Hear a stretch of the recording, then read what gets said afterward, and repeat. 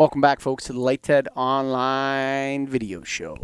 Thank you all for making us the #1 online video show on lighting in the world. This episode of the show is sponsored by Keystone Technologies. Go to KEYSTONETECH.com, baby. That's KeystoneTech.com. What's up, Greg? Well, we get some emails and comments at times, and sometimes there's suggestions for podcasts. Usually there's suggestions for me to shut up. Sometimes they are. But this one is a topic that is interesting. I don't know if I 100% agree with everything. I can say I agree with some of it at certain times. And let's preface this by saying this isn't necessarily our opinion. This is what was sent to us. Okay. And so it's anonymous. We appreciate it's anonymous. But we do appreciate the channel as it is. So everybody relax and just hear it out. Take it easy. Okay. This is about lighting agents. Ooh. So there, lighting agent, if you are going to get offended, maybe hold tight or just listen and see what we got to say. All right. Somehow they seem to have, this is about lighting agents that he wrote, somehow they seem to have slowly eroded the relationship between the manufacturer and the distributor. They protect the relationships at all costs and always blame the distributor for any issues. They despise us going around them to get solutions rather than letting them appear as if they are the hero. Okay, that's number one. This is a 8 part, so give me time here. 2, they have no skin in the game because they don't carry stock. Some do stock, but to be fair, they get paid an additional warehouse allowance on top of the percentage they already get. They make margin on everything we as distributors sell. So there you go. It's the distributor that wrote this. Almost as if the industry was built on a pyramid scheme. Madoff would be proud. Yet we are not rewarded or protected for our discrete business that lines their pockets. Number 3, they don't service what they sell.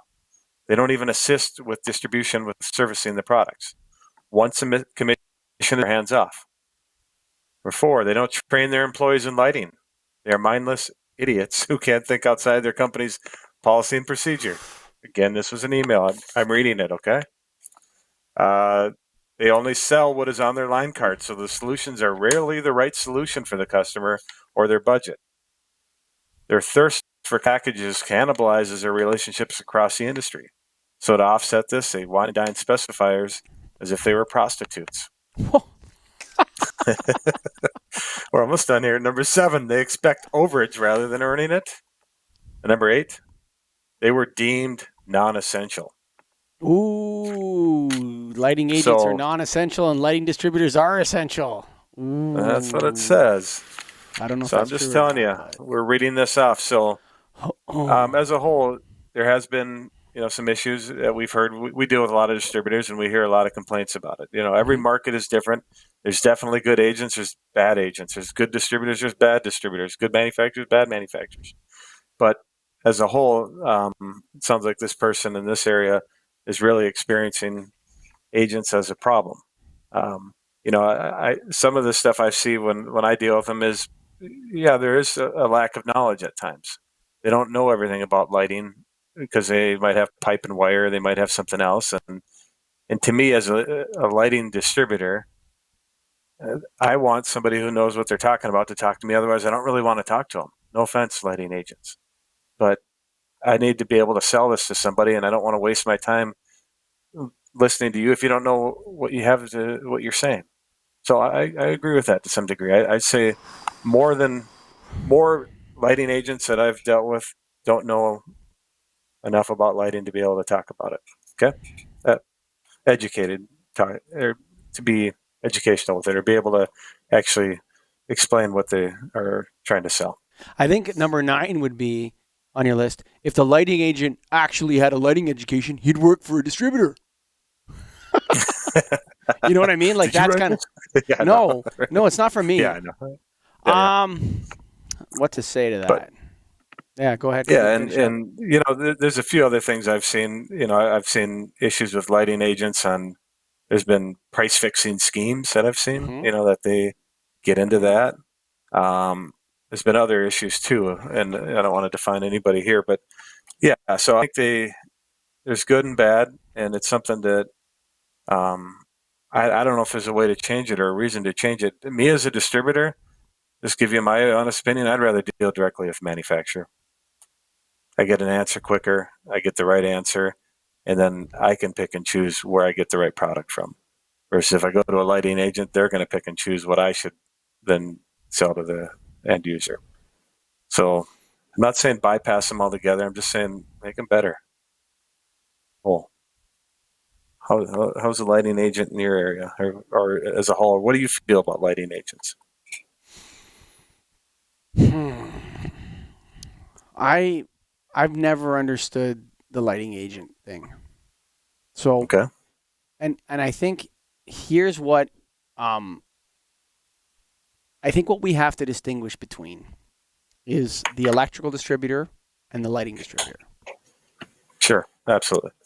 Okay? Electric makes a ton of sense to have a lighting agent because Right. what is it? Usually 30% of your business is an electrical distributor. Something like that. Sure. It's not the majority of your business, right?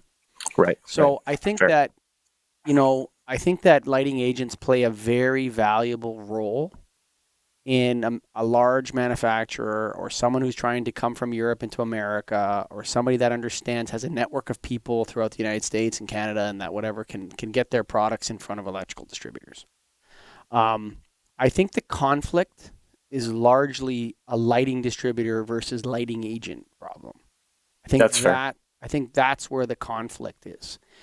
Mm-hmm. And what the lighting agents are billed as to distributors, and I've known manufacturers that didn't even know there was specialty lighting distributors. They just have them in the category as electrical distributors. Yeah. Right? And so there's if you're an agent and you're listening to this, or you're a manufacturer and you're listening to this, there's a massive difference between someone who calls himself a lighting distributor and someone that's an electrical distributor that sells lighting. Those are True. two completely different businesses. They couldn't be less alike. Now, electrical business may have a very large lighting division. They may have but it'll be a separate group of people in it usually that do the lighting. It'll be like a separate group. It'll be like a lighting distributor that's seated within an electrical distributor, right? Mm-hmm. And so you have to recognize that. Why is there conflict between lighting distributors and lighting agents? Well, I hate to break the news to everybody in the industry, okay? This is something that maybe the industry wasn't aware of and they need to know. The lighting distributors that I know are super knowledgeable about lighting. Like the smartest, yeah, no, but the smartest guys I know in lighting are actually lighting distributors. Mm-hmm. They don't work for manufacturers. They don't work for rep agencies. They're not scientists. And what am I referring to? I'm talking about depth of product knowledge. I'm talking about assessing a lighting system that's existing. I'm talking about understanding the differences between things. And so lighting reps are often billed as subject matter experts in the field of lighting. And when they go to electrical distributors, great. They throw up a PowerPoint. They talk about high bays. They talk about round high bays. They talk about whatever they talk about. Flat panels, whatever it is they're talking about, right? They go to a lighting distributor and they're like, what is this guy talking about? Right? Like everyone already took LS1 here, dude. We already know all this stuff. We deal with it every day. Why are you here? Why are you involved in this transaction? Right? Let me just talk to the guy at the factory. Yeah. Right? And so what an average lighting distributor wants, this is pure speculation, okay? But just from that email and then having conversations with people, what a lighting distributor wants is a good, solid person, order desk person at the manufacturer or at the vendor who knows the products and can give them pricing and stock really fast. Because a lighting distributor is not calling up and saying, hey, man, I got this round recessed can here. What should I put in? He's saying, no, what's the price for product number 1275121? And do you have stock? Do you have 400 in stock? No. Okay, then do you have stock on 127122? No. Okay, bye. That's what the relationship is. And so I think that the conflict between lighting agents or lighting reps and lighting distributors is fundamentally premised on the idea that the lighting rep is there to teach a lighting distributor something. It should actually be the other way around. The industry should think about lighting distributors as the owners of all the knowledge that matters to the sale of their products. And until they do that, this conflict will continue, right? And so, I hate to say that, and maybe the lighting reps are going to send me an email saying, "Here's why I hate lighting distributors," and I'll probably laugh and do a podcast on that too, because there's a lot of things Let's lighting do it. distributors. Yeah. Yeah, send it. Send it, We'll man, look at because it. we're happy to do it. You can come on the show with us, and talk about it. But for me, that's the premise. That's the problem, is that the manufacturer is not distinguishing between lighting distributors and electrical distributors, and they're sending the same person to go see those two people, and that one company does not need the lighting rep. And in many ways, lighting distributors. Here's another thing. In many ways, lighting distributors see lighting reps as like spies. Okay? Yeah. Because the lighting reps are going to see all the different distributors in the market, right? Mm-hmm. And like, I've had weird questions from like lighting reps. They've come into my office. I'll meet them at the counter. We're talking for a bit. I never let them in my office. They're not allowed to come into my office. That's just a policy. No lighting reps are allowed. They have to stay out in the counter.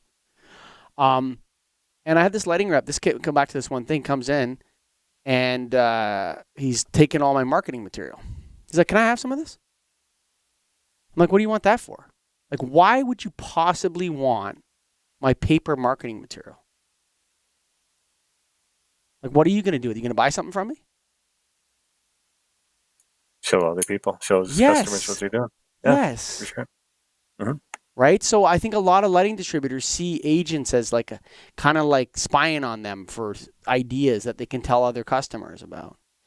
And then the last thing is that lighting agents tend to on these spec projects, they tend to, like, what'll happen is we'll call the manufacturer that we deal with every day, and they'll ask us what the job name is, and we'll tell them, and they'll be like, "Oh, okay, hang on, I gotta refer you now for this deal over to that guy over there." Right. And then what's that about? Right? And then you get like this guy, and you get some weird code that doesn't really exist, so they know who's going to buy this for that job, so they can control the price. So, lighting reps and lighting agents are not structured, are not designed to work with lighting distributors.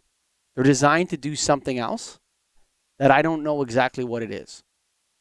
And lighting distributors all have like it doesn't pass the sniff test for people like you and I and the person that sent that email, because the reason why they're supposed to be there is false. And then they do other things which are very suspicious. So if you're a manufacturer and you're listening to this and you want to expand into a new market, what would you do? I think the best way is to adopt the dealership model and allow a distributor to have a dealership of your brand, where you teach that distributor about your brand.